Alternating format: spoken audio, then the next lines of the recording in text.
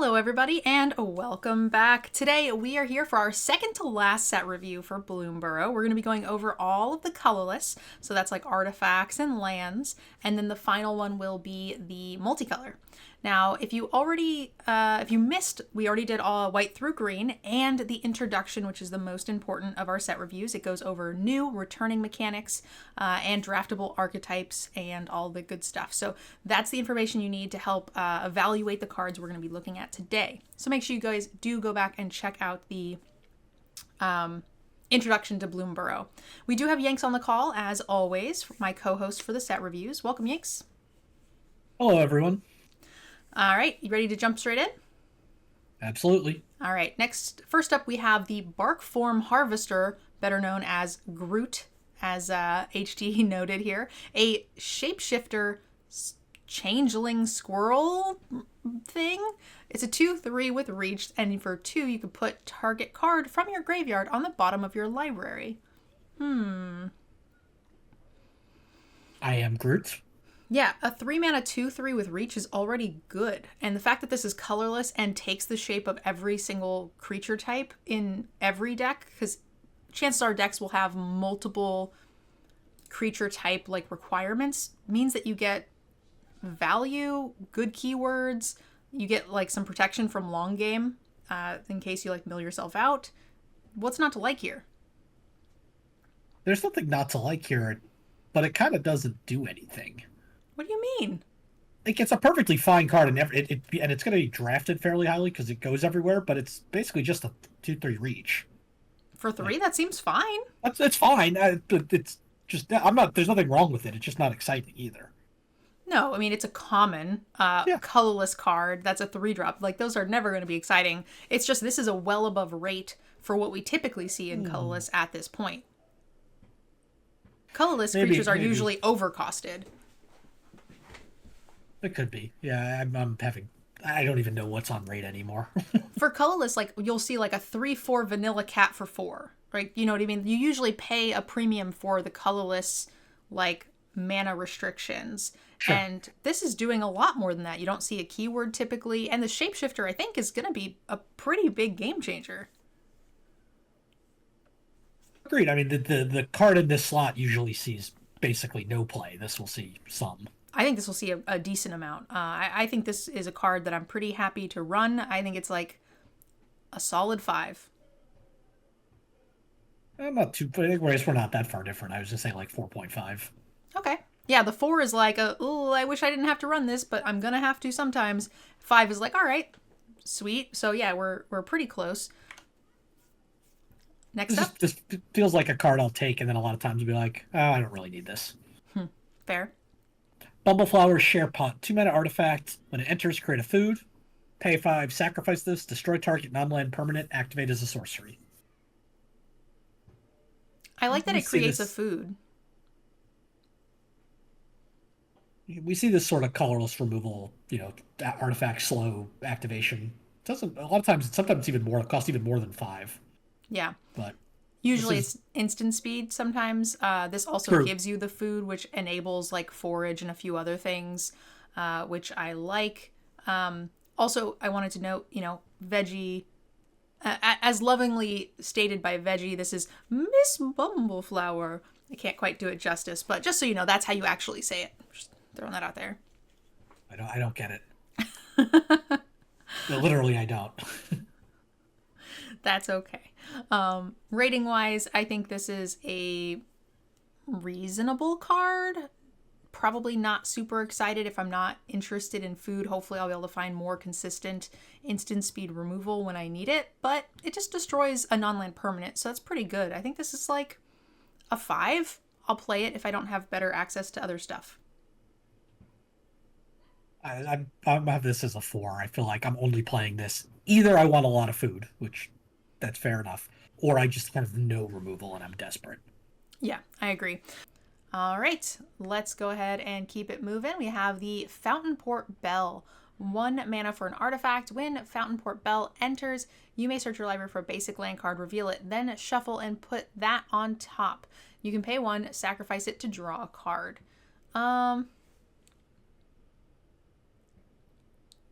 So it's like 2 mana, get a land, basically the same. You get an extra ETB, you get forage fodder by doing it this way. Well, I guess you would if you 2 mana looked for a land as well. It's a May, so if you don't need land, you can just cycle it for 2 and not put a land on top. Yeah. I don't I love think this card. I think I'm only playing this if I'm splashing and need fixing pretty badly. Yeah. And even then, I'm hoping we have access to something better. Unless, you want to fuel your graveyard, but I'm not into this card. I'm going to say it is. I'm going to say it's a 3 because I will certainly need it for fixing at some point.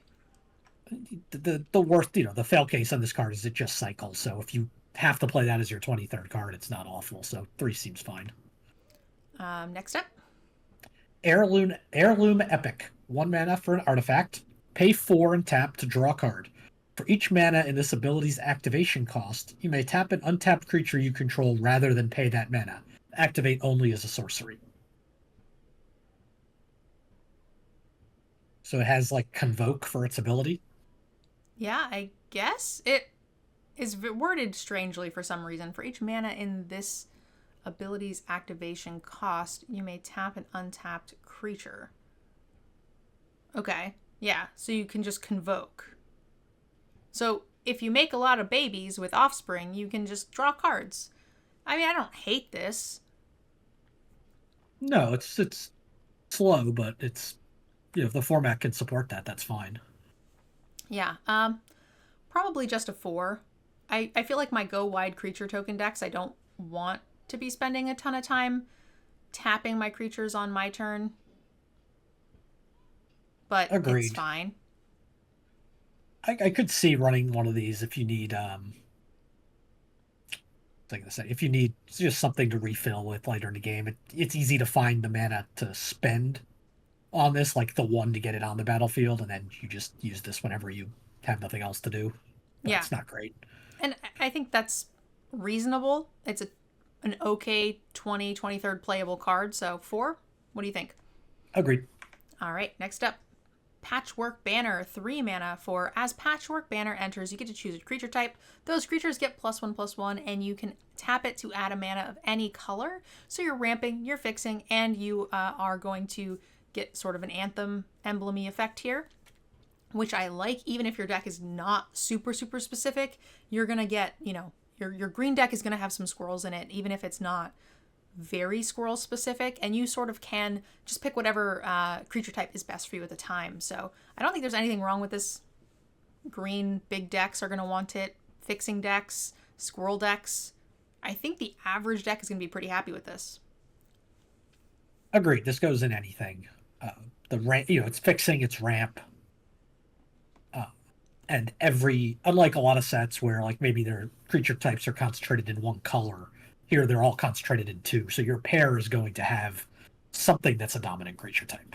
Yes. And so that's the nice thing is a lot of times these things are only good if you have a lot of creatures. They're only good if you need fixing. They're only good if X. Whereas this is like you can have all of those things and be pretty happy with it and get the rest as a nice little bonus. So I'm here for this card. I think it's like a 6. Some decks won't want it, but I've got it like a 6-2, and one thing I kind of noticed when we were looking through the colors was there were a lot of creatures that had classes in common. There were a lot of warlocks, there were a lot of warriors, there were a lot of clerics. There was a lot of very like D&D feel creature types that crossed color boundaries as well. So sometimes you might just have a squirrel and a rabbit and a raccoon, but they're all warriors. Yep. All right, next up. Next up we have Short Bow, 2 mana equipment. Equip creature gets +1/+1 and has vigilance and reach. Equip 1. I like equip 1. I like vigilance and reach. And a stat line. This is really premium, actually. I like this, especially with Valiant in the format. Just bounce it around. 1 mana, 1 mana, 1 mana. Trigger. Yeah, and like the stat line and like keywords are pretty good. Vigilance and reach is a great combo. I'm a big fan of that. Way better than haste and reach. I can see this seeing a lot of play. Yeah, I think this will. There's not a lot of equipment in the set, so it's not like you're going to get overloaded with non-creature spells. one of the few consistent ways to repeatedly trigger Valiant. Yep. Well, multiple Valiants and yeah. Just making sure that the viewer didn't think you could trigger Valiant multiple times. True, yeah. If you have Yeah. every turn, being able Every to trigger turn, it every turn. exactly. I like this card. I think that this is like a 6. I'm pretty happy to play this. Agreed. 6 works for me. All right. Next up, we've got the Starforged Sword, an artifact equipment, and you can gift a tapped fish. And then when it enters, if a fish was promised, attach Starforged Sword to target creature you control. It gets +3/+3 and loses flying. That poor little It's bird. too heavy. It is too heavy. It's like the colossal hammer, but like for a bird. Um, hmm. It's pretty expensive to equip. It loses keywords. And like honestly, the stat line's not that great. Like +3/+3 and minus a keyword, that's not my jam. I mean, there are going to be decks where the loses flying doesn't matter. Like if you're playing Gruul, you probably don't have flyers anyway. But still, 4 with a 3 equip for +3/+3 is not the world I'm It's living in. agreed. It's how relevant the fact that you can get one free equip. Don't love it. I don't either. That's just the upside to the card is if you can drop this and equip it to 5/5 trample, and now it's attacking. Now you're attacking for 8. I'm giving it a 3. Agreed. I don't want to play this card. All right, next up. Tangle Tumbler. 3 mana for a vehicle. 6/6 vigilance. Pay 3 and tap it to put a +1/+1 counter on target creature. Tap 2 untap tokens you control. This becomes an artifact creature until end of turn. So it's a vehicle with no crew cost. The only way you can turn it into a creature is by tapping 2 untap tokens. Has to be tokens, which is kind of annoying because if you don't have those tokens, you have other creatures. This does nothing. I like that you can put counters on target creature, which is really good. Has vigilance, which is neat. The flavor of like a bunch of raccoons rolling themselves into a tumbleweed and stabbing people with forks brings me some joy, certainly. But I don't. I'd have to have a lot of tokens. The average deck, I'm not about this card. It is a very specific, heavy token deck. And then I do think that this is a solid card. But the average deck, I don't think is going to have quite enough tokens for me to be interested in this. So I'm having trouble with this card because I remember Dragon's Blood being pretty good. I just don't know if it's good enough anymore. And this is better because it has more text, but the 3 mana and pay 3 to put a counter on something. I think I agree with you. I think you have to be heavy tokens or maybe heavy Valiant. Oh, Valiant's cute, but it is kind of expensive. It is. But at least you're getting a permanent bonus plus the Valiant trigger. Yeah. It's an instant speed, so threat of activation's a thing. Yeah. This only goes in a couple decks. Yeah. I'm weird for an artifact. I'm gonna give it a 4 with the ability to play up. I think that it's a solid card, but it's not gonna give you what you need in a good chunk of decks. Agreed. The decks that want this really want it because it gives them something to do with 1/1s that are useless in the late game. Mm-hmm. But a lot of decks just won't want it. You know you do agree with 4? I agree with 4. All right. Next up, we have the 3-tree mascot, a 2/1 shapeshifter with changeling. It's every creature type. Pay 1, and you can add a mana of any color. You can only activate once each turn. So this is a good way for you to fix your mana. It doesn't ramp you, but it does filter, which is nice. I feel like we see this card a lot, except usually it doesn't have changeling. Yeah, I like the changeling. I do think it's going to be very relevant, and I think that from what I'm seeing, the colorless cards here, the artifacts, are better than they normally are. Probably, although we don't have any sort of artifact bomb, but that makes sense because there's no rares. Yeah. Rating wise, I don't think it's like a home run, but I think it's a fine card to play. I'm going to give it a 4. I agree with 4. Okay, was that all the artifacts? Yep. Great. Just making sure I didn't miss any more. Fabled Passage is a reprint here. We have a land. You can sacrifice it, search your library for a basic land card, put that onto the battlefield tapped. Then you may shuffle. And it comes into play untapped if you have 4 or more lands, which is good. Important to know that there is a landfall trigger or 2 in this set. This is a good target for that. It's nice for that, but I think the best landfall thing we saw was a rare, and this is a rare, so we're not going to see that too often. Also, Although who Threshold. knows? There are 15 rares in every pack now. Threshold and Forage. True. It is good with both of those. So, I mean, I think that this land does synergize with what the sets are trying to do. So, pretty happy with that. So, lands and fixing is never bad, and it fuels your mechanics. So, let's go with...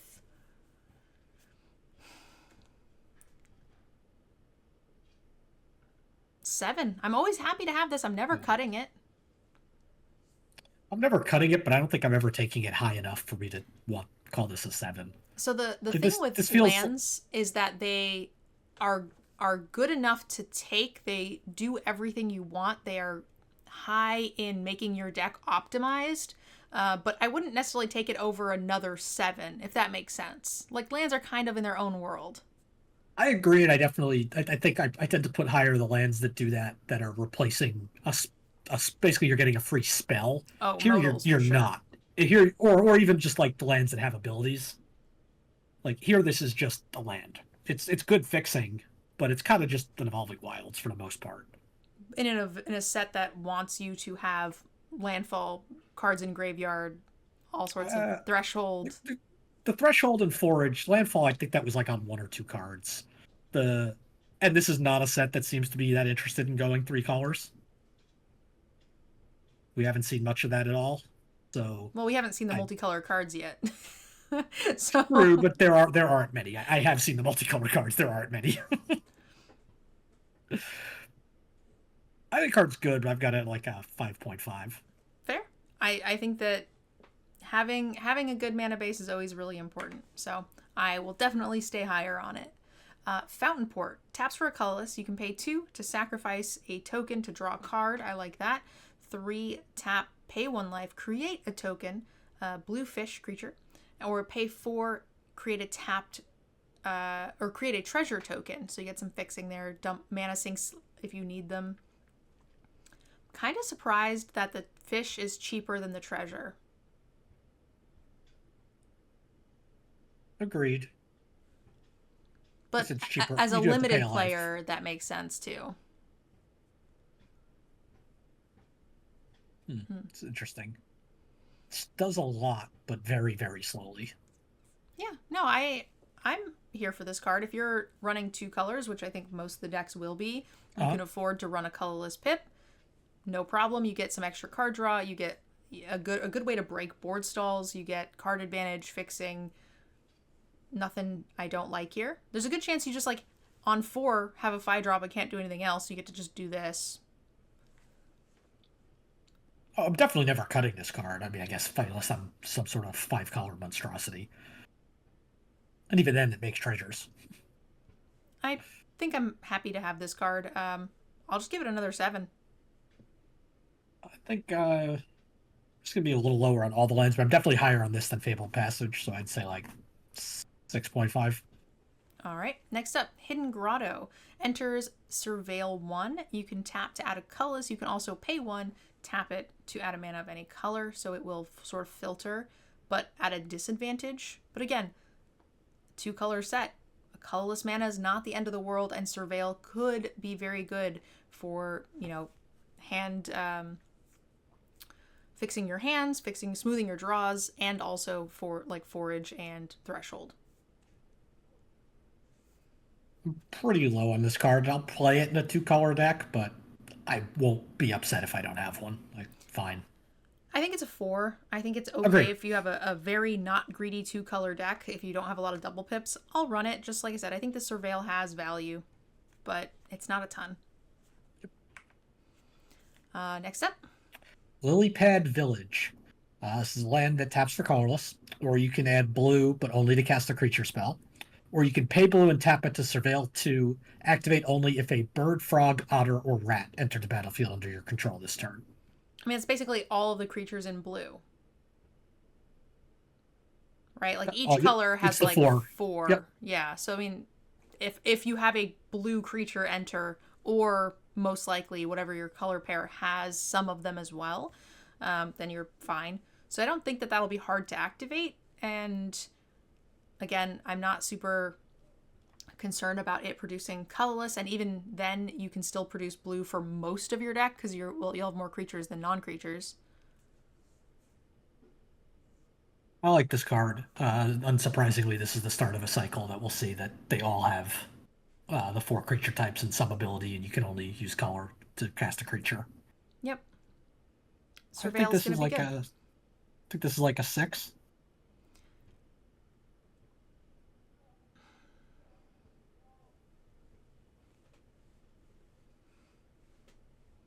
Yeah, I don't know. I think I just rate all lands highly because they're free. So that's the idea behind it, is like you're not taking it over an equivalently good creature or removal spell, if that makes sense. But I'm taking them every time I get a chance because they go a long way in optimizing your deck for your mana base. So I'm just gonna give a 7 to everything that's basically very good that I want to Yeah, run in every deck.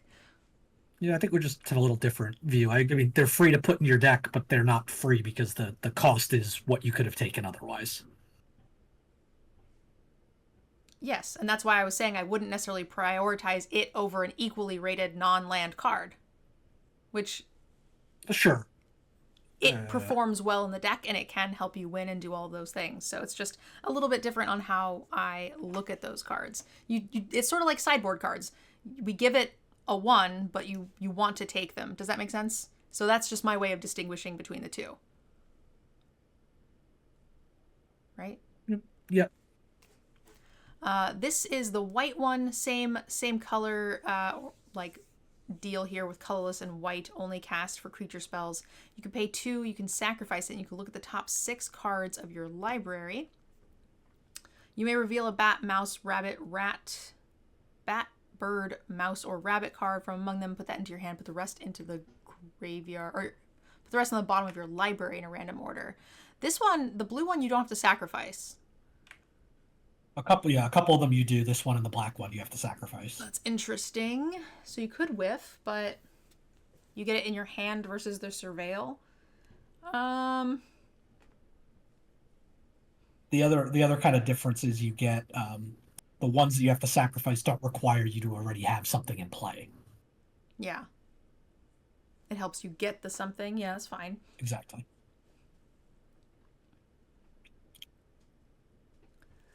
It's a land that sort of cycles later in the game. I almost want to treat this like a cycling land. Yeah. Without the downfall of not being able to use it when you need it on turn 4 and 5, right? Agreed. So that's nice. Yeah. Play it. If you have white, 2 colors, no reason not to. But I'm guessing unless one of these really stands out, I'm probably gonna have them all rated similarly. I get a 6. Yeah, I'm in the same boat. I'm just gonna rate them all similarly. 6, 7. Sacrifice mudflat, return a bat, lizard, rat, or graveyard from your graveyard to your hand. This one you can't really miss on. I like this better than the white one. You can't miss, but you also have to have something in your graveyard to get, so it can't help you find something early on. Granted, you don't often want to be sacking lands early in the game anyway. No. And like 6 cards, like, 2 are land, 1 or 2 is a non-creature spell, the other 1 or 2 is a creature, but it's not in the white color. It could have been in the blue color, of which you only share 1 creature type. So like, I don't know. I just don't like that situation. I'd rather just sit and wait until I get anything and then do this. So I like this one a little bit better. Yeah, I'm about the same on it. Still have it as a 6. But if you were white black and both of these were in the pack, which one would you take?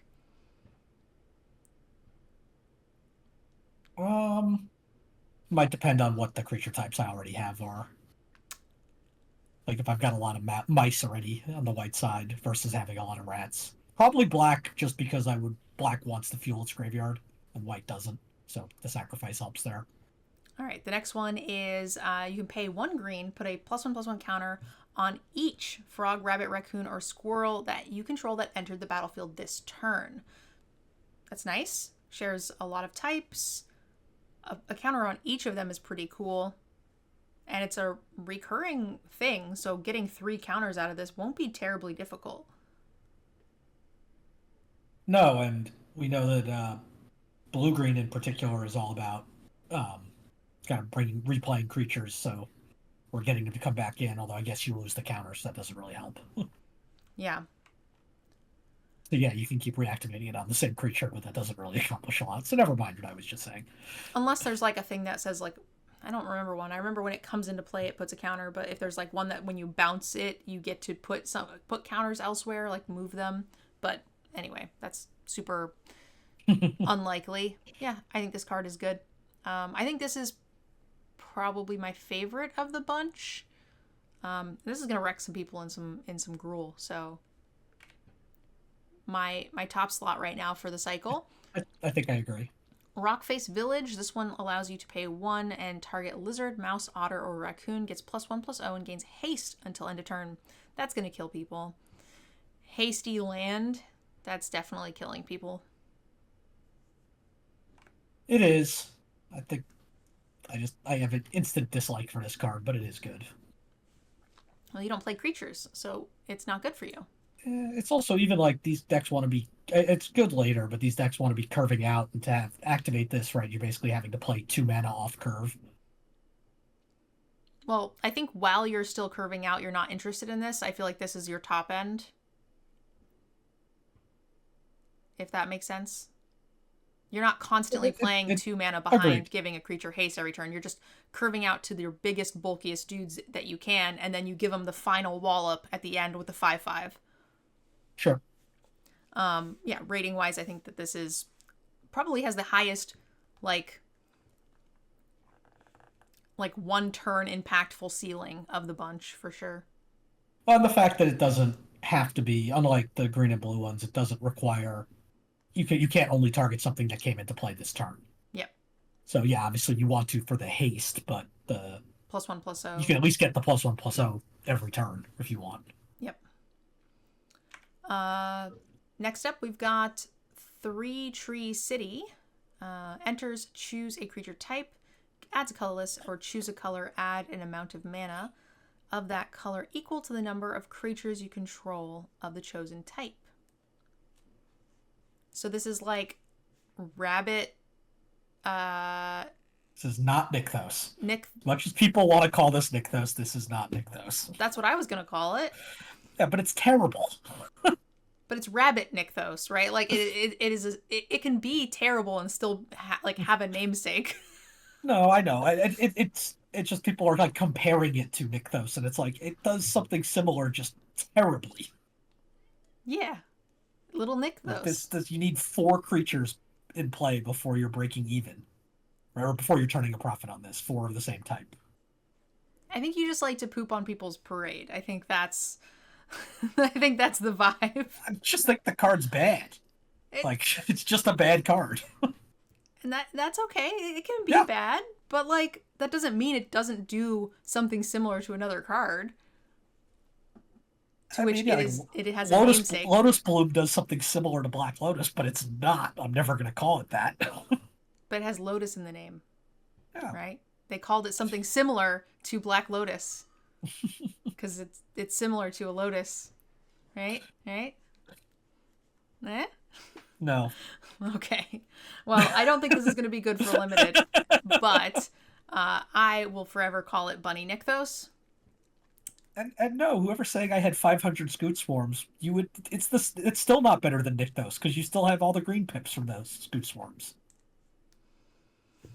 I don't know why we're arguing and why we're pooping on people's parade for no reason, literally at all. But this card's not good, so agreed. I'm gonna give it a 3. You might have a scroll deck that wants it, but I'm gonna give it a -4. I'm gonna give it a 1. It should be a -3 because it's -3, right? Lands. Sure. It's 3 Tree City, so -3. Uncharted Haven enters tapped. As it enters, choose a color. You can add 1 mana of the chosen color. So this is a good fixer if you're a 3-color deck. That's fine. I don't really want to play off curve otherwise, unless you've got a good reason to be splashing. But a few tapped lands, 2, 3, doesn't usually scare me in my limited decks. I think that's okay.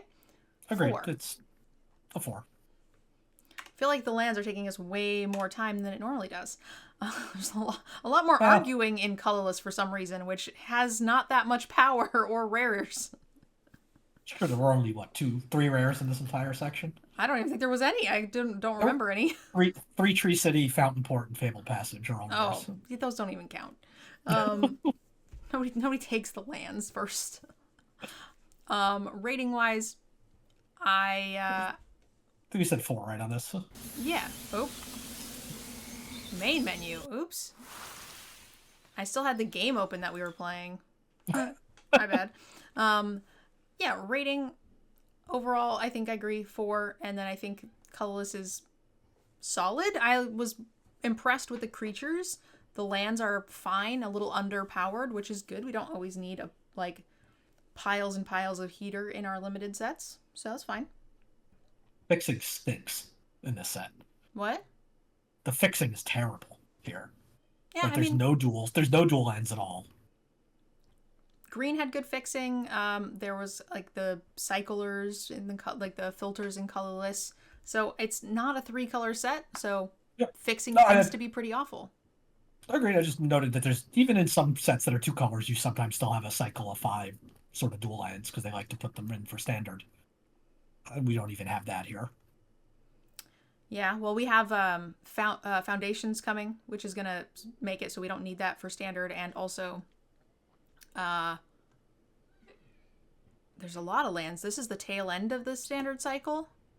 No, this is the start of the new one. I know. What we're in is the tail end. Oh, what we're in right now. Gotcha. Yeah, so we're in the tail end of the standard rotation. So I'd have to see which ones are leaving. But right now, I feel like there's a lot. So I don't know. And they might just be planning on putting those in foundations. So it makes a lot of sense. Yeah. All right. Leave us a comment down below. Let us know what you thought. This is definitely one of the colors that we have had the most disagreements on for your hosts, me and Yanks. So let us know in the comments what you think, and we will see you guys in the final set review video for Limited. Bye.